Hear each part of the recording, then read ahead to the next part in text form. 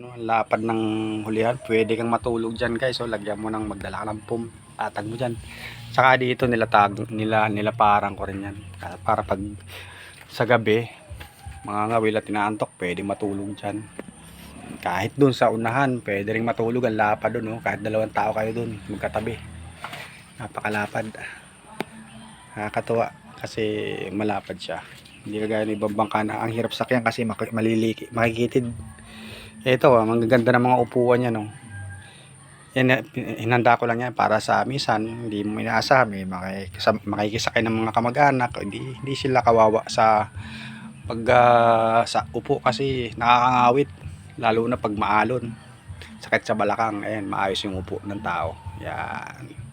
Tsaka pag may merkala din, tsaka lalo na yung mga magsasabong, pag inaya ako sa sabungan na mag service, ay walang problema sa mga tropa dyan. Yan, pwede nyo yung servicein dito sa sabungan sa kabilang dagat.